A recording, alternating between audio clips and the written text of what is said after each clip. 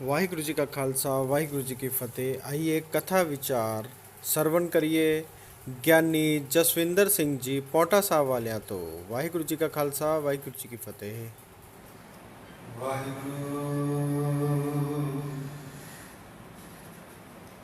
सतनाम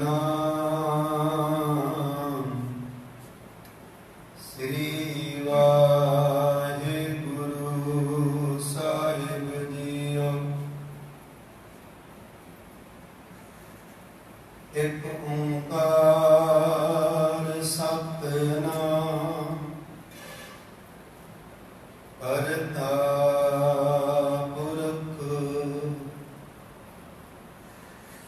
निरभउ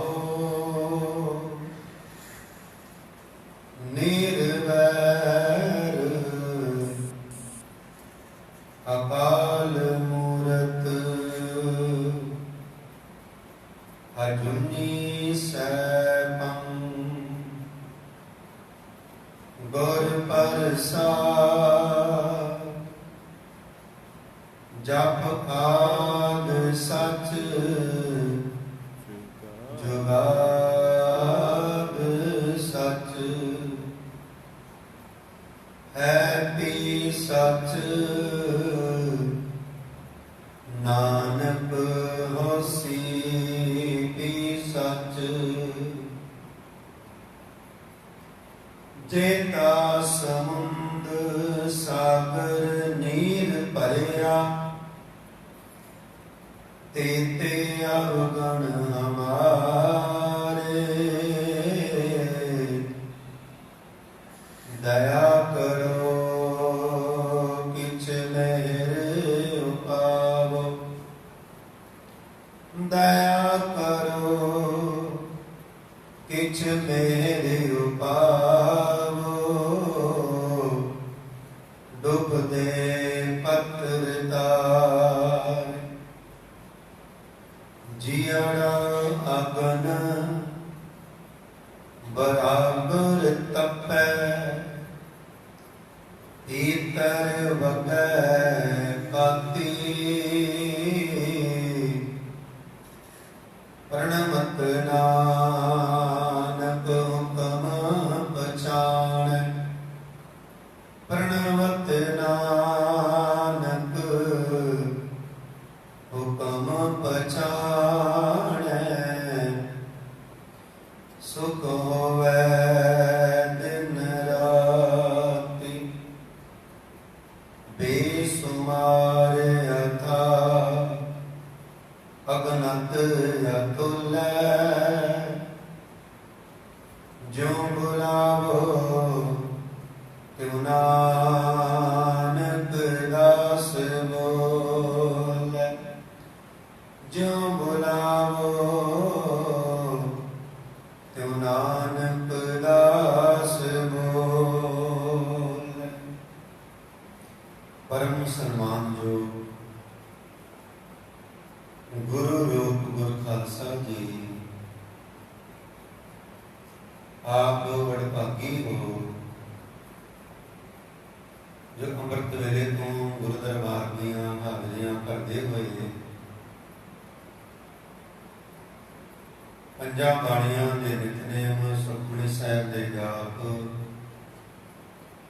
उपरंत आप जी ने भाई साहब जी कोलों आसा जी की वार के कीर्तन श्रवण कीते हैं। साहिब श्री गुरु अर्जन देव महाराज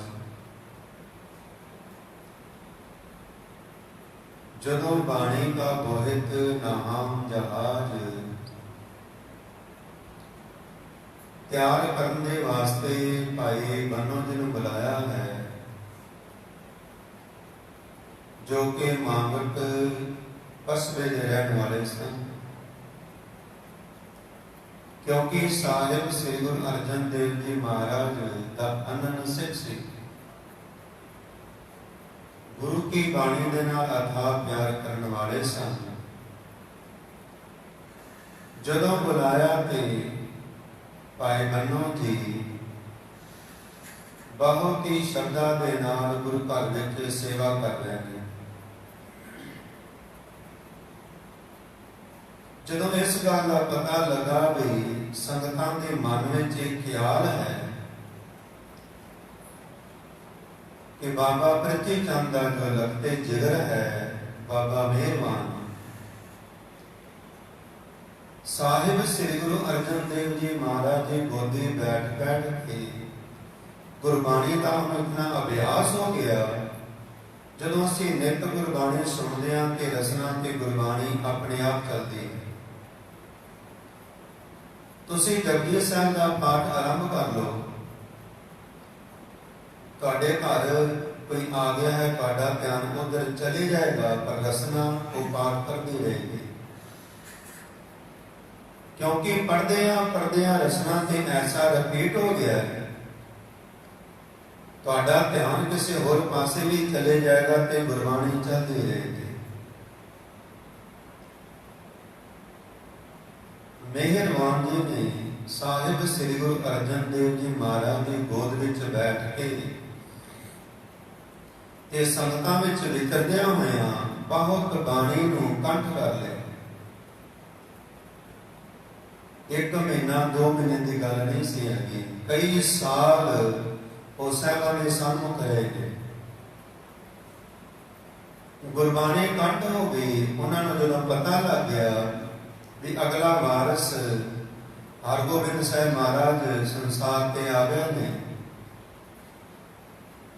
ਬਾਬਾ ਪ੍ਰਿਥੀ ਚੰਦ ਦੇ ਤੇ ਮਿਹਰਬਾਨ ਦੇ ਅੰਦਰ ਥੋੜਾ ਲਗਾਵ ਦੂਰ ਹੋ ਗਿਆ।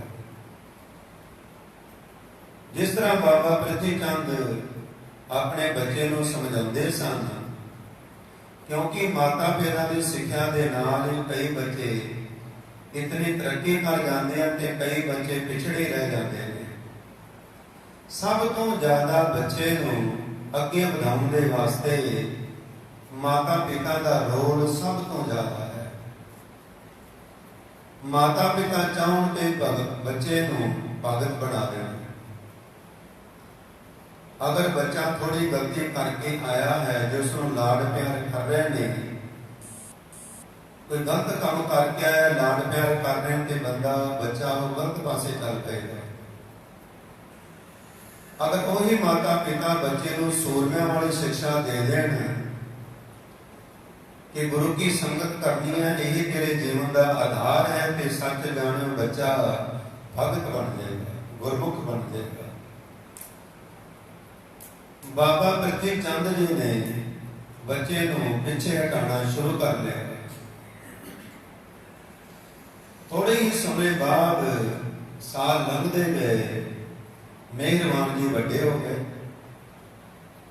ਜਿਸ ਤਰ੍ਹਾਂ ਇਹਨਾਂ ਨੂੰ ਬਾਣੀ ਕੰਠ ਸੀ, ਕਹਿੰਦੇ ਨੇ ਗੁਰੂ ਨਾਨਕ ਦੀ ਮੋਹਰ ਲਗਾ ਕੇ ਤੇ ਇਹਨੇ ਆਪਣੀ ਬਾਣੀ ਰਚਨੀ ਸ਼ੁਰੂ ਕਰ ਦਿੱਤੀ। ਹੁਣ ਜਿਹੜੀ ਸੰਗਤ ਇਹਦੇ ਕੋਲ ਜਾਂਦੀ ਸੀ, ਪ੍ਰਿਥੀ ਚੰਦ ਦੇ ਘਰ ਜਾਂਦੇ ਸੀ, ਉੱਥੇ ਬਾਬਾ ਮਿਹਰਬਾਨ ਜੀ ਗੁਰਬਾਣੀ ਸੁਣਾਉਂਦੇ, ਵਿੱਚ ਆਪਣੀਆਂ ਵੀ ਧਾਰਨਾ ਜੋ ਉਹਨਾਂ ਨੇ ਬਣਾਈਆਂ ਸਨ ਉਹ ਵੀ ਸੁਣਾਉਣ ਲੱਗ ਪਏ। ਜਦੋਂ ਸੰਗਤਾਂ ਨੇ ਸੁਣੀਆਂ ਕਿ ਜਦੋਂ ਦਰਬਾਰ ਵਿੱਚ ਆ ਕੇ ਬੈਠੇ, ਜਦੋਂ ਮਿਹਰਬਾਨ ਦਾ ਸ਼ਬਦ ਚੱਲਿਆ ਹੈ, ਰਾਗੀ ਸਿੰਘ ਪੜ੍ਹ ਰਹੇ ਤੇ ਸੰਗਤਾਂ ਦਾ ਧਿਆਨ ਇੱਕਦਮ ਉੱਧਰ ਚਲੇ ਗਿਆ। ਇਹ ਸੰਗਤਾਂ ਨੇ ਜਦੋਂ ਸਾਹਿਬਾਂ ਨੂੰ ਆ ਕੇ ਬੇਨਤੀ ਕੀਤੀ ਕਿ ਸਤਿਗੁਰੂ ਜੀ ਇਹ ਤੇ ਮਿਹਰਬਾਨ ਦੀ ਬਾਣੀ ਹੈ। ਉਸ ਸਮੇਂ ਸਤਿਗੁਰੂ ਸਾਹਿਬ ਸ੍ਰੀ ਗੁਰੂ ਅਰਜਨ ਦੇਵ ਜੀ ਮਹਾਰਾਜ ਇੱਕਦਮ ਸੁਚੇਤ ਹੋਏ ਵੀ ਜੇ ਇਹੀ ਕੰਮ ਚੱਲਦਾ ਰਿਹਾ ਤੇ ਫਿਰ ਕੱਚੀ ਬਾਣੀ ਲੋਕ ਜ਼ਿਆਦਾ ਸੁਣਦੇ ਰਹਿਣਗੇ, ਪੱਕੀ ਵੱਲ ਧਿਆਨ ਨਹੀਂ ਹੋਣਾ। ਉਦੋਂ ਸਾਹਿਬਾਂ ਨੇ ਇਹ ਸੰਗ੍ਰਹਿ ਤਿਆਰ ਕਰਨ ਦਾ ਟੀਚਾ ਮਿਥਿਆ ਹੈ।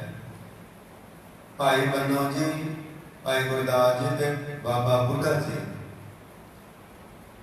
ਇਹ ਨਿਕਟ ਵਕਤੇ ਸਿੱਖਾਂ ਨੂੰ ਬੁਲਾਇਆ। ਸਭ ਤੋਂ ਪਹਿਲਾਂ ਕਿਹਾ ਗਿਆ ਵੀ ਰਾਮਸਰ ਜੋ ਸਰੋਵਰ ਹੈ, ਇਸ ਨੂੰ ਤਿਆਰ ਕੀਤਾ ਜਾਏ, ਕਿਉਂਕਿ ਜਿੱਥੇ ਬੈਠ ਕੇ ਗੁਰਬਾਣੀ ਉਚਾਰਨ ਕਰਨੀ ਹੈ ਉੱਥੇ ਸ਼ਾਂਤੀ ਸਭ ਤੋਂ ਜ਼ਿਆਦਾ ਚਾਹੀਦੀ ਹੈ। ਰਾਗੀ ਸਿੰਘ ਕੀਰਤਨ ਕਰਦੇ ਹੋਣ, ਬੱਚੇ ਸ਼ੋਰ ਪਾਉਂਦੇ ਹੋਣ, ਤੇ ਰਾਗੀ ਸਿੰਘਾਂ ਦਾ ਧਿਆਨ ਇੱਕਦਮ ਬੱਚਿਆਂ ਵੱਲ ਚਲੇ ਜਾਏਗਾ। ਜੋ ਗਾ ਰਹੇ ਨੇ ਉਹ ਰਸ ਖਤਮ ਹੋ ਜਾਏਗਾ। ਕਿਉਂਕਿ ਗੁਰਬਾਣੀ ਹੈ ਜੋ ਅੰਮ੍ਰਿਤ ਵੇਲੇ ਇਸੇ ਲਈ ਕਿਹਾ ਸੰਭਾਲ ਕਰਨੀ ਹੈ। ਅੰਮ੍ਰਿਤ ਵੇਲੇ ਸ਼ਾਂਤੀ ਹੈ। ਜਦੋਂ ਤੁਸੀਂ ਅੰਮ੍ਰਿਤ ਵੇਲੇ ਗੁਰਬਾਣੀ ਪੜ੍ਹੋਗੇ ਉਹਦਾ ਆਨੰਦ, ਦੁਪਹਿਰੇ ਪੜ੍ਹੋਗੇ ਉਹਦੇ ਆਨੰਦ ਵਿੱਚ ਫਰਕ ਪੈ ਜਾਏਗਾ। ਅੰਮ੍ਰਿਤ ਵੇਲੇ ਦਾ ਜੋ ਰਸ ਹੈ ਇਹ ਸਭ ਤੋਂ ਜ਼ਿਆਦਾ ਰਸ ਹੈ। ਇਸ ਲਈ ਸਾਹਿਬ ਸ੍ਰੀ ਗੁਰੂ ਅਰਜਨ ਦੇਵ ਜੀ ਮਹਾਰਾਜ ਨੇ ਸਭ ਤੋਂ ਪਹਿਲਾਂ ਸਿੱਖਾਂ ਨੂੰ ਹੁਕਮ ਕੀਤਾ ਕਿ ਰਾਮਸਰ ਸਰੋਵਰ ਤਿਆਰ ਕੀਤਾ ਜਾਏ, ਉੱਥੇ ਤੰਬੂ ਲਗਾਏ ਜਾਣ, ਉੱਥੇ ਅਸੀਂ ਸ਼ਾਂਤੀ ਵਿੱਚ ਬੈਠ ਕੇ ਗੁਰਬਾਣੀ ਉਚਾਰਨ ਕਰਨੀ ਹੈ। ਤੇ ਭਾਈ ਗੁਰਦਾਸ ਜੀ ਤੇ ਬਾਬਾ ਬੁੱਢਾ ਜੀ ਤੇ ਹੋਰ ਭਾਈ ਬੰਨੋ ਜੀ, ਇਹਨਾਂ ਸਾਰਿਆਂ ਦੀ ਦੇਖ ਰੇਖ ਵਿੱਚ ਸਾਰੀ ਹੀ ਗੁਰਬਾਣੀ ਉਚਾਰਨ ਹੋਣੀ ਹੈ। ਪਰ ਸਾਹਿਬ ਸ੍ਰੀ ਗੁਰੂ ਅਰਜਨ ਦੇਵ ਜੀ ਮਹਾਰਾਜ ਨੇ ਬਾਬਾ ਬੁੱਢਾ ਜੀ ਦੀ ਉਸ ਸਮੇਂ ਜੋ ਉਮਰ ਲਿਖੀ ਹੈ ਤਕਰੀਬਨ 100 ਸਾਲ ਉਮਰ ਹੋ ਗਈ ਹੈ। 100 ਸਾਲ ਦੀ ਉਮਰ ਦੇ ਅੰਦਰ ਉਹਨਾਂ ਨੂੰ ਬੁਲਾਇਆ ਗਿਆ ਵੀ ਤੁਸੀਂ ਹੁਣ ਇਹ ਜੋ ਅਗਲਾ ਕਾਰਜ ਹੈ ਸੰਗਤਾਂ ਨੂੰ ਉਪਦੇਸ਼ ਦਾ, ਇਹ ਹੁਣ ਤੁਸੀਂ ਸੰਭਾਲਣਾ ਹੈ। ਜਿਤਨਾ ਚਿਰ ਸਾਹਿਬ ਸ੍ਰੀ ਗੁਰੂ ਗ੍ਰੰਥ ਸਾਹਿਬ ਮਹਾਰਾਜ ਦੀ ਸੰਪੂਰਨਤਾ ਨਹੀਂ ਹੋ ਜਾਂਦੀ, ਇਹ ਸਾਰਾ ਕਾਰਜ ਤੁਸੀਂ ਕਰਨਾ ਹੈ। ਉਧਰੋਂ ਭਾਈ ਬੰਨੋ ਜੀ ਨੂੰ ਇਹ ਉਪਦੇਸ਼ ਕੀਤਾ ਕਿ ਭਾਈ ਜਿਨ੍ਹਾਂ ਦੇ ਕੋਲ ਪੋਥੀਆਂ ਨੇ, ਕਿਉਂਕਿ ਉਸ ਸਮੇਂ ਗੁਰਬਾਣੀ ਸੁਣ ਕੇ ਕਈਆਂ ਨੇ ਆਪਣੇ ਕੋਲ ਲਿਖਤ ਰੱਖ ਲਈ, ਆਪਣੇ ਘਰ ਗੁਰਬਾਣੀ ਉਚਾਰਦੇ ਨੇ। ਕਈਆਂ ਦਾ ਇਸ ਤੋਂ ਗੁਰਬਾਣੀ ਉਚਾਰਨ ਦੇ ਨਾਲ ਸੰਗਤ ਆਉਂਦੀ ਹੈ, ਚੜਾਵਾ ਚੜ੍ਹਦਾ ਤੇ ਪਰਿਵਾਰ ਦਾ ਗੁਜ਼ਾਰਾ ਚੱਲ ਰਿਹਾ ਹੈ। ਇਹਨਾਂ ਦੀ ਗਿਣਤੀ ਇਤਿਹਾਸ ਵਿੱਚ ਤਕਰੀਬਨ ਐਸੇ 12 ਪਰਿਵਾਰ ਆਏ ਨੇ ਜਿਨ੍ਹਾਂ ਦੇ ਕੋਲ ਪੋਥੀਆਂ ਸਨ। ਸਾਹਿਬ ਸ੍ਰੀ ਗੁਰੂ ਅਰਜਨ ਦੇਵ ਜੀ ਮਹਾਰਾਜ ਦੀ ਗੁਰਬਾਣੀ ਦੀਆਂ, ਗੁਰੂ ਨਾਨਕ ਸਾਹਿਬ ਦੇ ਉਚਾਰਨ ਕੀਤੀ ਹੋਈ ਗੁਰਬਾਣੀ ਦੀਆਂ ਪੋਥੀਆਂ ਲੈ ਕੇ ਪਰਿਵਾਰ ਵਿੱਚ ਉਹਨਾਂ ਦਾ ਗੁਜ਼ਾਰਾ ਚੱਲ ਰਿਹਾ ਹੈ। ਉਹਨਾਂ ਨੂੰ ਵੀ ਸਤਿਗੁਰੂ ਜੀ ਨੇ ਸਾਹਿਬ ਸ੍ਰੀ ਗੁਰੂ ਅਰਜਨ ਦੇਵ ਜੀ ਮਹਾਰਾਜ ਨੂੰ ਇਹ ਪੋਥੀਆਂ ਲਿਆ ਕੇ ਦੇਣ ਦਾ ਜੋ ਕੰਮ ਸੀ ਇਹ ਭਾਈ ਬੰਨੋ ਜੀ ਨੂੰ ਸੌਂਪਿਆ। ਭਾਈ ਬੰਨੋ ਜੀ ਜਿੱਥੇ ਜਿੱਥੇ ਉਹਨਾਂ ਨੂੰ ਪਤਾ ਸੀ, ਕਿਉਂਕਿ ਨਿਕਟਵਰਤੀ ਸਿੱਖ ਸਨ, ਉਹਨਾਂ ਨੇ ਜਾ ਕੇ ਸਾਰਿਆਂ ਨੂੰ ਬੇਨਤੀ ਕੀਤੀ ਵੀ ਜਿਤਨੀਆਂ ਵੀ ਤੁਹਾਡੇ ਕੋਲ ਪੋਥੀਆਂ ਨੇ ਇਹ ਸਾਰੇ ਹੀ ਗੁਰੂ ਦਰਬਾਰ ਵਿੱਚ ਪਹੁੰਚਾਈਆਂ ਜਾਣ, ਕਿਉਂਕਿ ਸਾਹਿਬ ਸ੍ਰੀ ਗੁਰੂ ਅਰਜਨ ਦੇਵ ਜੀ ਮਹਾਰਾਜ ਜੀ ਨੇ ਗ੍ਰੰਥ ਸਾਹਿਬ ਤਿਆਰ ਕਰਨਾ ਹੈ, ਜਿਹਦੇ ਲੜ ਲਾ ਕੇ ਅਗਲਾ ਜੋ ਸਮਾਂ ਹੈ ਸਤਿਗੁਰੂ ਕਹਿੰਦੇ ਨੇ ਇਹ ਤੁਹਾਡਾ ਬਤੀਤ ਹੋਏਗਾ।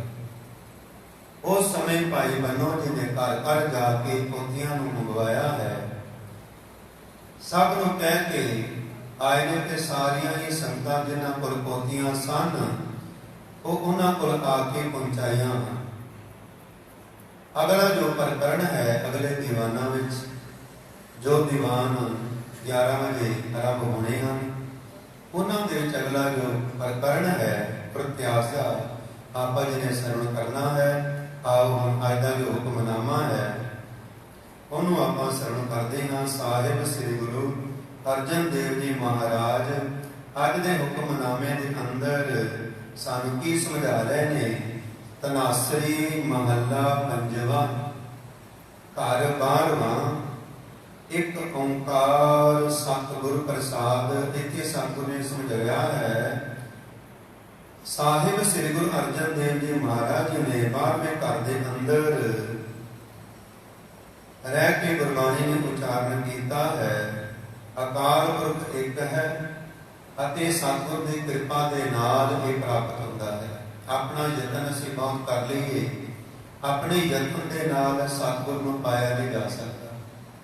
ਯਤਨ ਕਰਦਿਆਂ ਜਦੋਂ ਅੰਦਰ ਐਸੇ ਲਗਨ ਲੱਗ ਜਾਏ, ਜਦੋਂ ਸਤਿਗੁਰ ਦੀ ਦੇਖ ਲੈਂਦੇ ਨੇ ਭਾਂਡਾ ਹੁਣ ਸਾਫ਼ ਹੋ ਗਿਆ ਹੈ, ਇੱਥੇ ਗੁਰਬਾਣੀ ਟਿਕਾਈ ਜਾ ਸਕਦੀ ਹੈ, ਤੇ ਉਦੋਂ ਫਿਰ ਸਤਿਗੁਰ ਦੀ ਕਿਰਪਾ ਕਰਦੇ ਨੇ। ਸਤਿਗੁਰ ਦੀ ਕਿਰਪਾ ਦੇ ਨਾਲ ਇਹ परिणाम ਹੋਏ ਤਜਾਜ ਸਾਨੂੰ ਪ੍ਰਾਪਤ ਹੁੰਦਾ ਹੈ।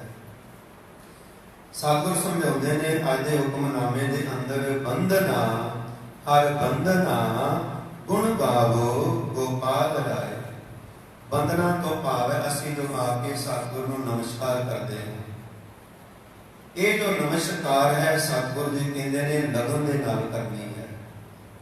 ਇਹਦੇ ਅੰਦਰ ਕੋਈ ਫਾਰਮੈਲਿਟੀ, ਕੋਈ ਦਿਖਾਵਾ ਨਾ ਹੋਵੇ।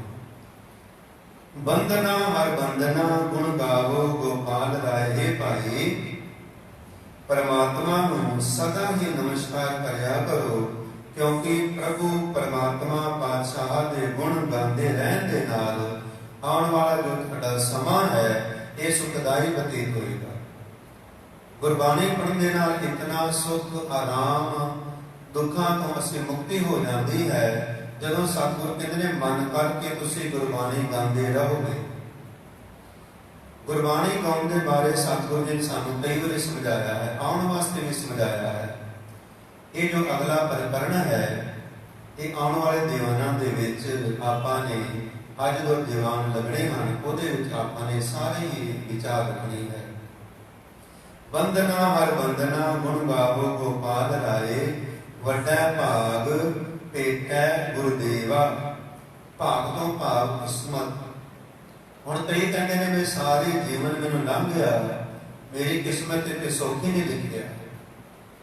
ਪਰ ਸਤਿਗੁਰ ਕਹਿੰਦੇ ਨੇ ਇਹ ਬਹੁਤ ਵੱਡੇ ਭਾਗ ਨੇ ਜੋ ਅਸੀਂ ਇੱਥੇ ਬੈਠ ਕੇ ਆ ਕੇ ਗੁਰਬਾਣੀ ਸੁਣਦੇ ਹਾਂ। ਇਹ ਸਭ ਤੋਂ ਵੱਡੇ ਭਾਗ ਨੇ। ਵੱਡਾ ਭਾਗ ਭੇਟੈ ਗੁਰਦੇਵਾ। ਇਹ ਭਾਈ, ਜਿਸ ਮਨੁੱਖ ਨੂੰ ਵੱਡੀ ਕਿਸਮਤ ਨਾਲ ਪ੍ਰਭੂ ਮਿਲ ਪੈਂਦਾ ਹੈ, ਕੋਟ ਪਰਾਧ ਮਿਟੈ ਹਰ ਸੇਵਾ। ਉਹਨਾਂ ਦੇ ਸਤਿਗੁਰ ਜੀ ਕਿਰਪਾ ਕਰਦੇ ਨੇ, ਕਰੋੜਾਂ ਹੀ ਜੋ ਅਪਰਾਧ ਨੇ। ਹੁਣ ਬੰਦਾ ਕਈ ਵਾਰੀ ਕਹਿੰਦਾ ਮੈਂ ਤੇ ਸਾਰਾ ਜੀਵਨ ਕੋਈ ਅਪਰਾਧ ਕੀਤਾ ਹੀ ਨਹੀਂ। ਹੁਣ ਕਈ ਵਾਰੀ ਸਾਨੂੰ ਨਹੀਂ ਪਤਾ ਲੱਗਦਾ, ਮਨ ਦੀ ਅਣਗਹਿਲੀ ਕਰਕੇ ਜਾਣੇ ਅਣਜਾਣੇ ਕਈ ਵਾਰੀ ਐਸੀ ਗਲਤੀ ਹੋ ਜਾਂਦੀ ਹੈ, ਉਹ ਕਈ ਅਪਰਾਧਾਂ ਨਾਲੋਂ ਵੀ ਵੱਡੀ ਹੁੰਦੀ ਹੈ। ਉੱਥੇ ਸਤਿਗੁਰ ਨੇ ਸਮਝਾਉਣਾ ਕੀਤਾ, ਕੋਟ ਪਰਾਧ ਮਿਟੈ ਹਰ ਸੇਵਾ। ਗੁਰੂ ਦੇ ਰਾਹੀਂ ਸਤਿਗੁਰ ਕਹਿੰਦੇ ਨੇ ਪ੍ਰਮਾਤਮਾ ਦੀ ਸੇਵਾ ਭਗਤੀ ਕਰਨ ਨਾਲ ਉਸਦੇ ਕਰੋੜਾਂ ਹੀ ਪਾਪ ਦੂਰ ਹੋ ਜਾਂਦੇ ਨੇ। ਇਸ ਲਈ ਸਤਿਗੁਰ ਜੀ ਬਾਰ-ਬਾਰ ਇਹ ਸਾਨੂੰ ਸੁਚੇਤ ਕਰਦੇ ਰਹਿੰਦੇ ਨੇ, ਸੇਵਾ ਸਿਮਰਨ ਲਗਾਤਾਰ ਕਰੋ। ਇਹ ਨਹੀਂ ਕਿ ਪਰਿਵਾਰ ਵਿੱਚ ਕੋਈ ਦੁੱਖ ਆ ਗਿਆ, ਕੋਈ ਟੈਨਸ਼ਨ ਹੋ ਗਈ ਹੈ ਤਾਂ ਹੀ ਅਸੀਂ ਗੁਰਦੁਆਰੇ ਆ ਕੇ ਝਾੜੂ ਲਾਉਣਾ ਹੈ, ਪੋਚਾ ਲਾਉਣਾ ਹੈ। ਸਤਿਗੁਰ ਕਹਿੰਦੇ ਨਹੀਂ, ਨਿਸ਼ਕਾਮ ਹੋ ਕੇ ਸੇਵਾ ਕਰੋ। ਜਿਹਦੇ ਅੰਦਰ ਤੁਹਾਡਾ ਕੋਈ ਮਕਸਦ ਨਾ ਹੋਵੇ ਮੰਗਣ ਦਾ, ਉਹ ਜਦੋਂ ਤੁਸੀਂ ਲਗਨ ਦੇ ਨਾਲ ਸੇਵਾ ਕਰੋਗੇ, ਸਤਿਗੁਰ ਕਹਿੰਦੇ ਕੋਟ ਪਰਾਧ ਮਿਟੈ ਹਰ ਸੇਵਾ। ਕਰੋੜਾਂ ਹੀ ਪਰਾਧ ਸੇਵਾ ਕੀਤਿਆਂ ਭਾਈ ਖਤਮ ਹੋ ਜਾਂਦੇ ਨੇ। ਅੱਗੇ ਸਮਝਾਉਣਾ ਕੀਤਾ ਹੈ, ਚਰਨ ਕਮਲ ਜਾਂ ਕਾ ਮਨ ਰਾਪੈ। ਰਾਪੈ ਤੋਂ ਭਾਵ ਹੈ ਰੰਗਿਆ ਜਾਂਦਾ ਹੈ। ਇਹ ਰੰਗਿਆ ਜਾਣਾ ਹੀ ਸਭ ਤੋਂ ਜ਼ਿਆਦਾ ਮੁਸ਼ਕਲ ਹੈ। ਹੁਣ ਬੰਦਾ ਕਹਿ ਦਿੰਦਾ ਕਿ ਮੈਨੂੰ ਇਤਨਾ ਸਮਾਂ ਹੋ ਗਿਆ, ਮੈਨੂੰ ਅਜੇ ਰੰਗ ਹੀ ਨਹੀਂ ਚੜਿਆ। ਗੁਰਬਾਣੀ ਮੈਂ ਇਤਨੀ ਪੜ੍ਹਦਾ, ਰੰਗ ਹੀ ਨਹੀਂ ਚੜਿਆ। ਮੇਰੇ ਅੰਦਰ ਉਹ ਰੰਗ ਆਉਂਦਾ ਹੀ ਨਹੀਂ, ਉਹ ਰਸ ਪੈਦਾ ਹੀ ਨਹੀਂ ਹੁੰਦਾ। ਸਤਿਗੁਰ ਜੀ ਕਹਿੰਦੇ ਨੇ ਰੰਗ ਲਾਗਤ ਲਾਗਤ ਲਾਗਤ ਹੈ, ਇੱਕਦਮ ਰੰਗ ਨਹੀਂ ਲੱਗੇਗਾ। ਰੰਗ ਲੱਗਦਿਆਂ ਪਤਾ ਨਹੀਂ ਕਿਤਨਾ ਸਮਾਂ ਲੱਗ ਜਾਂਦਾ ਹੈ। ਜੇ ਰੰਗ ਲੱਗਣਾ ਤੇ ਇੱਕ ਸਕਿੰਟ ਦੇ ਅੰਦਰ ਸਤਿਗੁਰ ਜੀ ਨੇ ਕਿਰਪਾ ਕਰਨੀ ਹੈ, ਭਾਂਡਾ ਤੁਹਾਡਾ ਕਦੋਂ ਸਾਫ਼ ਹੋ ਜਾਏ। ਇਹ ਹੁਣ ਤੁਹਾਡੇ ਤੇ ਡਿਪੈਂਡ ਕਰਦਾ ਤੁਸੀਂ ਇੱਥੇ ਕਿਹੜੀ ਭਾਵਨਾ ਦੇ ਨਾਲ ਬੈਠਦੇ ਹੋ। ਸਾਡੀ ਭਾਵਨਾ ਕੀ ਹੈ? ਅਸੀਂ ਕਿਹੜੀ ਭਾਵਨਾ ਲੈ ਕੇ ਗੁਰਦੁਆਰਾ ਸਾਹਿਬ ਆਏ ਹਾਂ? ਜਦੋਂ ਇਹ ਭਾਵਨਾ ਸਾਡੇ ਸ਼ੁੱਧ ਹੋ ਗਈ, ਕਿਸੇ ਦੇ ਪਰਥਾਏ ਬੁਰਾ ਖਿਆਲ ਜਦੋਂ ਖਤਮ ਹੋ ਗਿਆ ਤੇ ਰੰਗ ਲੱਗਣ ਲੱਗਾ ਤੇ ਅੱਡੇ ਲੱਗਦੇ। ਫਿਰ ਸਤਿਗੁਰ ਕਹਿੰਦੇ ਨੇ ਲਾਲ ਰੰਗ ਕਿਸ ਕੋ ਲਗਾ ਜਿਸ ਹੈ ਵੱਡ ਭਾਗਾ। ਉਹ ਵੱਡ ਭਾਗੀ ਨੇ ਜਿਨ੍ਹਾਂ ਨੂੰ ਇਹ ਰੰਗ ਲੱਗ ਜਾਂਦਾ ਹੈ। ਇਹ ਰੰਗ ਐਸਾ ਹੈ ਜਦੋਂ ਲੱਗ ਜਾਏ ਇਹ ਫਿਰ ਉਤਰਦਾ ਹੀ ਨਹੀਂ। ਲੱਖ ਤੁਸੀਂ ਯਤਨ ਕਰ ਲਓ, ਲੱਖ ਸੰਸਾਰ ਦੇ ਦੁੱਖ ਆ ਜਾਣ, ਇਹ ਜੋ ਨਾਮ ਦਾ ਰੰਗ ਹੈ ਇਹ ਜਦੋਂ ਚੜ ਗਿਆ ਇਹ ਨਹੀਂ ਉਤਰਦਾ। ਚਰਨ ਕਮਲ ਜਾਂ ਕਾ ਮਨ ਰਾਪੈ। ਇਹ ਭਾਈ, ਜਿਸ ਮਨੁੱਖ ਦਾ ਮਨ ਪ੍ਰਮਾਤਮਾ ਦੇ ਸੋਹਣੇ ਚਰਨਾਂ ਦੇ ਪ੍ਰੇਮ ਵਿੱਚ ਰੰਗਿਆ ਜਾਂਦਾ ਹੈ, ਇਹ ਰੰਗ ਉਸੇ ਨੂੰ ਹੀ ਲੱਗਦਾ ਹੈ। ਸੋਗ ਅਗਨ ਤਿਸ ਜਨ ਨਾ ਵਿਆਪੈ। ਸੋਗ ਤੋਂ ਭਾਵ ਹੈ ਚਿੰਤਾ। ਜਦੋਂ ਰੰਗ ਲੱਗ ਜਾਂਦਾ ਹੈ ਤੇ ਚਿੰਤਾ ਸਾਰੀਆਂ ਹੀ ਖਤਮ ਹੋ ਜਾਂਦੀਆਂ ਨੇ। ਤੇ ਕਈ ਵਾਰੀ ਆਪਾਂ ਬੰਦੇ ਨੂੰ ਦੇਖ ਕੇ ਕਹਿੰਦੇ ਆ ਵੀ ਕਿਤਨਾ ਪਰਿਵਾਰ ਵਿੱਚ ਦੁੱਖ ਵੀ ਆਇਆ, ਆ ਬੰਦਾ ਹੈ ਜੋ ਇਹ ਬੇਪਰਵਾਹ ਹੈ, ਕੋਈ ਚਿੰਤਾ ਹੀ ਨਹੀਂ ਹੈ, ਸਾਰਾ ਦਿਨ ਖੁਸ਼ ਰਹਿੰਦਾ ਹੈ, ਕਿਉਂਕਿ ਉਹਨੂੰ ਰੰਗ ਹੀ ਐਸਾ ਲੱਗ ਗਿਆ ਹੈ। ਇਹ ਰੰਗ ਜਦੋਂ ਲੱਗ ਗਿਆ ਉਹਦਾ ਸੋਗ ਖਤਮ ਹੋ ਜਾਂਦਾ ਹੈ, ਚਿੰਤਾਵਾਂ ਖਤਮ ਹੋ ਜਾਂਦੀਆਂ ਨੇ। ਉਸ ਮਨੁੱਖ ਉੱਤੇ ਚਿੰਤਾ ਦਾ ਜੋ ਰੋਗ ਦਾ ਅਸਰ ਹੈ ਉਹ ਨਹੀਂ ਪੈਂਦਾ, ਉਹ ਸਦਾ ਹੀ ਆਨੰਦ ਵਿੱਚ ਆਪਣਾ ਜੀਵਨ ਬਤੀਤ ਕਰਦਾ ਹੈ। ਸਾਗਰ ਤਰਿਆ ਸਾਧੂ ਸੰਗੇ, ਸਾਗਰ ਤੋਂ ਭਾਵ ਸਮੁੰਦਰ, ਇਹ ਸਮੁੰਦਰ ਹੈ ਜੋ ਸਤਿਗੁਰ ਕਹਿੰਦੇ ਨੇ ਇਹ ਭਾਈ ਗੁਰੂ ਦੀ ਸੰਗਤ ਵਿੱਚ ਨਾਮ ਜਪਣ ਦੀ ਬਰਕਤ ਦੇ ਨਾਲ ਸੰਸਾਰ ਸਮੁੰਦਰ ਤੋਂ ਪਾਰ ਹੋ ਜਾਏਗਾ। ਇਹ ਪਾਰ ਹੋਣ ਦੇ ਵਾਸਤੇ ਹੀ ਨਾਮ ਰੂਪੀ ਜਹਾਜ਼ ਨੂੰ ਗ੍ਰਹਿਣ ਕਰਨਾ ਬਹੁਤ ਜ਼ਰੂਰੀ ਹੈ। ਆ ਨਾਮ ਰੂਪੀ ਜਹਾਜ਼ ਹੈ ਜਿੱਥੇ ਅਸੀਂ ਬੈਠ ਕੇ ਗੁਰਬਾਣੀ ਆ ਕੇ ਸੁਣਦੇ ਹਾਂ, ਪੜ੍ਹਦੇ ਹਾਂ, ਇਹ ਨਾਮ ਰੂਪੀ ਜਹਾਜ਼ ਹੈ। ਨਾਨਕ ਨਾਮ ਚੜ੍ਹਦੀ ਕਲਾ ਤੇਰੇ ਭਾਣੇ ਸਰਬੱਤ ਦਾ ਭਲਾ। ਜਦੋਂ ਅਸੀਂ ਨਾਮ ਰੂਪੀ ਜਹਾਜ਼ ਤੇ ਚੜ੍ਹ ਗਏ ਉਦੋਂ ਸਾਡੇ ਅੰਦਰੋਂ ਸਰਬੱਤ ਦੇ ਭਲੇ ਦੀ ਅਰਦਾਸ ਹੋਏਗੀ, ਕੱਲੀ ਆਪਣੀ ਨਹੀਂ ਹੋਏਗੀ। ਜਦੋਂ ਤੂੰ ਸਰਬੱਤ ਦੇ ਭਲੇ ਦੀ ਅਰਦਾਸ ਆਰੰਭ ਕੀਤੀ ਤੇ ਸਤਿਗੁਰ ਕਹਿੰਦੇ ਨੇ ਤੈਨੂੰ ਕੁਝ ਮੰਗਣ ਦੀ ਲੋੜ ਹੀ ਨਹੀਂ ਪੈਣੀ, ਤੇਰੇ ਜੀਵਨ ਦੇ ਅੰਦਰ ਭਲਾ ਹੀ ਭਲਾ ਕਰਮ ਹੋਏਗਾ, ਦੁੱਖ ਨੇੜੇ ਨਹੀਂ ਆਏਗਾ। ਸਾਗਰ ਤਰਿਆ ਸਾਧੂ ਸੰਗੇ ਨਿਰਭਉ ਨਾਮ ਜਪੋ ਹਰ ਰੰਗੇ, ਰੰਗੇ ਤੋਂ ਭਾਵ ਹੈ ਪ੍ਰੇਮ ਦੇ ਨਾਲ। ਇਹ ਜੋ ਗੁਰਬਾਣੀ ਹੈ ਇਸ ਨੂੰ ਪ੍ਰੇਮ ਦੇ ਨਾਲ ਪੜ੍ਹਨਾ ਹੈ ਤੇ ਪ੍ਰੇਮ ਦੇ ਨਾਲ ਹੀ ਗਾਣਾ ਹੈ। ਇਹਨੇ ਕਿ ਸਮਾਂ 5 ਮਿੰਟ ਰਹਿ ਜਾਏ ਵੀ ਮੈਂ ਹੁਣ ਛੇਤੀ ਛੇਤੀ ਨਹਾ ਲਿਆ, ਨਾਸ਼ਤਾ ਕਰਕੇ 5 ਮਿੰਟਾਂ ਦੇ ਅੰਦਰ ਜਪਜੀ ਸਾਹਿਬ ਦਾ ਪਾਠ ਕਰ ਦਿੱਤਾ ਹੈ, ਇਹ ਪ੍ਰੇਮ ਨਹੀਂ ਹੈ। ਜਦੋਂ ਤੁਸੀਂ ਪ੍ਰੇਮ ਨਾਲ ਗੁਰਬਾਣੀ ਪੜ੍ਹਨੀ ਆਰੰਭ ਕਰੋਗੇ ਤੇ ਸਤਿਗੁਰ ਕਹਿੰਦੇ ਨੇ ਤੁਹਾਡਾ ਮਨ 1 ਸਕਿੰਟ ਦੇ ਅੰਦਰ ਰੰਗਿਆ ਜਾਏਗਾ। ਇਹ ਰੰਗ ਲੱਗਣਾ ਹੀ ਬੜਾ ਔਖਾ ਹੈ। ਪ੍ਰੇਮ ਨਾਲ ਜਦੋਂ ਨਿਰਭਉ ਹੋ ਕੇ ਨਾਮ ਜਪਿਆ ਜਾਂਦਾ ਹੈ, ਹਰ ਕਾ ਬਿਲੋਵਣਾ ਬਿਲੋਵੋ ਮੇਰੇ ਭਾਈ, ਸਹਿਜ ਬਿਲੋਵੋ ਜੈਸੇ ਤਤ ਨ ਜਾਏ। ਗੁਰਬਾਣੀ ਤੁਸੀਂ ਪੜ੍ਹੀ, ਤੁਹਾਨੂੰ ਪਤਾ ਹੀ ਨਹੀਂ ਲੱਗਾ ਪੜ੍ਹਿਆ ਕੀ ਹੈ, ਤੇ ਸਤਿਗੁਰ ਕਹਿੰਦੇ ਨੇ ਉਹਦਾ ਲਾਭ ਕੀ ਮਿਲੇਗਾ, ਉਹਦਾ ਲਾਭ ਕੁਛ ਨਹੀਂ ਮਿਲੇਗਾ। ਪਰ ਤਨ ਦੋਖ ਕਿਛ ਪਾਪ ਨਾ ਫੇੜੈ, ਇਹ ਭਾਈ ਸਿਮਰਨ ਦੇ ਸਦਕਾ ਪ੍ਰਾਣੇ ਤੋਂ ਪ੍ਰਾਣਾ ਜੋ ਰੋਗ ਹੈ, ਐਬ ਹੈ, ਪਾਪ ਹੈ, ਇਹ ਸਾਰੇ ਹੀ ਮਿਟ ਜਾਂਦੇ ਨੇ। ਪਰ ਧਨ ਦੋਖ ਪ੍ਰਾਇ ਧਨ ਦਾ ਜੋ ਸਾਨੂੰ ਹਰ ਸਮੇਂ ਲਾਲਸਾ ਰਹਿੰਦੀ, ਆ ਵੀ ਧਨ ਮੇਰੇ ਕੋਲ ਆ ਜਾਵੇ, ਮੇਰਾ ਤੇ ਹੈ ਮੇਰੇ ਕੋਲ, ਪਰ ਜਿਹੜਾ ਉਹ ਵੀ ਆ ਦੂਜੇ ਦਾ ਉਹ ਵੀ ਮੇਰੇ ਕੋਲ ਆ ਜਾਏ, ਇਹ ਸਾਡੇ ਅੰਦਰ ਸੋਗ ਦੀ ਜੋ ਅੱਗ ਹੈ ਇਹ ਖਤਮ ਹੋ ਜਾਏਗੀ। ਜਮ ਜੰਦਾਲ ਨ ਆਵੇ ਨੇੜੇ, ਭਿਆਨਕ ਜਮ ਵੀ ਨੇੜੇ ਨਹੀਂ ਟੁਕਦਾ, ਮੌਤ ਦਾ ਡਰ ਇਹ ਖਤਮ ਹੋ ਜਾਂਦਾ ਹੈ। ਆਤਮਕ ਮੌਤ ਬੰਦਾ ਨਹੀਂ ਮਰਦਾ ਜਦੋਂ ਅਸੀਂ ਪ੍ਰੇਮ ਦੇ ਰੰਗ ਵਿੱਚ ਰੰਗੇ ਜਾਂਦੇ ਹਾਂ। ਅਖੀਰ ਤੇ ਸਮਝਾਉਣਾ ਕੀਤਾ ਹੈ, ਕ੍ਰਿਸ਼ਨਾ ਅਗਨ ਪ੍ਰਭ ਆਪ ਬੁਝਾਈ, ਨਾਨਕ ਉਦਰੇ ਪ੍ਰਭ ਸ਼ਰਣਾਈ। ਜਿਹੜੇ ਮਨੁੱਖ ਪ੍ਰਭੂ ਦੇ ਗੁਣ ਗਾਉਂਦੇ ਹਨ ਉਹਨਾਂ ਦੀਆਂ ਜੋ ਤ੍ਰਿਸ਼ਨਾਵਾਂ ਦੀ ਅੱਗ ਹੈ ਇਹ ਸਤਿਗੁਰੂ ਜੀ ਆਪ ਹੀ ਬੁਝਾ ਦਿੰਦੇ ਨੇ।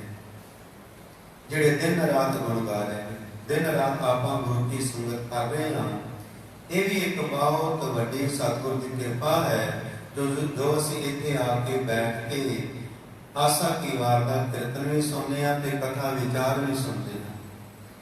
ਇਹ ਸਭ ਤੋਂ ਵੱਡੇ ਭਾਗ ਨੇ। ਨਾਨਕ ਉਦਰੇ ਪ੍ਰਭ ਸ਼ਰਣਾਈ, ਪ੍ਰਭੂ ਦੀ ਸ਼ਰਨ ਪੈ ਕੇ ਹੀ ਭਾਈ ਅਨੇਕਾਂ ਜੀਵਾਂ ਦੀਆਂ ਤ੍ਰਿਸ਼ਨਾਵਾਂ ਦੀ ਜੋ ਅੱਗ ਹੈ ਇਹਨਾਂ ਤੋਂ ਬਚ ਨਿਕਲਦੇ ਹਨ। ਜਦੋਂ ਅਸੀਂ ਦਿਨ ਰਾਤ ਗੁਰੂ ਕੀ ਸੰਗਤ ਵਿੱਚ ਆਉਂਦੇ ਹਾਂ, ਜਦੋਂ ਅਸੀਂ ਸੰਗਤ ਵਿੱਚ ਆ ਕੇ ਜਦੋਂ ਨਮਸਕਾਰ ਕਰਦੇ ਹਾਂ ਪਿਆਰ ਦੇ ਨਾਲ, ਉਦੋਂ ਸਤਿਗੁਰੂ ਕਹਿੰਦੇ ਨੇ ਤੇਰਾ ਮਨ ਹੈ ਜੋ ਇਹ ਨਿਭ ਜਾਏਗਾ। ਜਿਸ ਦਿਨ ਮਨ ਗੁਰੂ ਕੇ ਚਰਨਾਂ ਵਿੱਚ ਨਿਭ ਗਿਆ ਉਹ ਦਿਨ ਹੈ ਜੋ ਬਹੁਤ ਹੀ ਵੱਡੇ ਭਾਗਾਂ ਵਾਲਾ ਦਿਨ ਹੋਏਗਾ। ਇਹ ਮਨ ਹੀ ਨਿਭਦਾ ਨਹੀਂ ਹੈ ਕਿਉਂਕਿ ਹੰਕਾਰ ਦੇ ਨਾਲ ਭਰਿਆ ਹੋਇਆ ਹੈ। ਇਹ ਜਿਸ ਦਿਨ ਮਨ ਕਰਕੇ ਅਸੀਂ ਗੁਰੂ ਚਰਨਾਂ ਵਿੱਚ ਨਮਸਕਾਰ ਕਰ ਦਿੱਤੀ, ਫਿਰ ਸਤਿਗੁਰੂ ਕਹਿੰਦੇ ਨੇ ਬੰਦਨਾ ਹਰ ਬੰਦਨਾ ਗੁਣ ਗਾਵੋ ਗੋਪਾਲ ਰਾਏ। ਦਿਨ ਰਾਤ ਪਰਮਾਤਮਾ ਦੇ ਗੁਣ ਗਾਇਨ ਕਰਨੇ ਹਨ। ਇਹ ਵੀ ਵੱਡੇ ਭਾਗਾਂ ਦੇ ਨਾਲ ਗਾਏ ਜਾਂਦੇ ਹਨ। ਸਤਿਗੁਰ ਕਿਰਪਾ ਕਰਨ ਇਹ ਜੋ ਗਾਵਿਆ ਸੁਣਿਆ ਸਾਡਾ ਦਰਗਾਹ ਲੇਖੇ ਵਿੱਚ ਆ ਜਾਏ। ਸਮੇਂ ਸਿਰ ਆ ਕੇ ਜੁੜਿਆ ਕਰੋ, ਯਤਨ ਕਰਿਆ ਕਰੋ ਤਾਂ ਕਿ ਅਸੀਂ ਸਮੇਂ ਸਿਰ ਆ ਕੇ ਜੁੜ ਕੇ ਗੁਰਬਾਣੀ ਦਾ ਲਾਹਾ ਕਰ ਸਕੀਏ। ਹੋਈਆਂ ਭੁੱਲਾਂ ਚੁੱਕਾਂ ਦੀ ਖਿਮਾ ਬਖਸ਼ਿਸ਼ ਕਰਨੀ। ਵਾਹਿਗੁਰੂ ਜੀ ਕਾ ਖਾਲਸਾ, ਵਾਹਿਗੁਰੂ ਜੀ ਕੀ ਫਤਿਹ। ਆਪ ਜੀ ਨੂੰ ਬੇਨਤੀ ਹੈ, ਆਪ ਜੀ ਗੁਰਮਤਿ ਚੈਨਲ ਆਲ ਇੰਡੀਆ ਸਿੱਖ ਫੈਡਰੇਸ਼ਨ ਦੇ ਫੇਸਬੁੱਕ ਪੇਜ ਔਰ YouTube ਚੈਨਲ ਨੂੰ ਸਬਸਕ੍ਰਾਈਬ ਕਰੋ ਤੇ ਲਾਈਕ ਕਰੋ ਤੇ ਕਮੈਂਟਸ ਕਰਿਆ ਕਰੋ ਜੀ। ਵਾਹਿਗੁਰੂ ਜੀ ਕਾ ਖਾਲਸਾ, ਵਾਹਿਗੁਰੂ ਜੀ ਕੀ ਫਤਿਹ। ਲਾਈਵ ਦੇਖਣ ਲਈ ਜੁੜੇ ਰਹੋ। ਆਲ ਇੰਡੀਆ ਸਿੱਖ ਫੈਡਰੇਸ਼ਨ।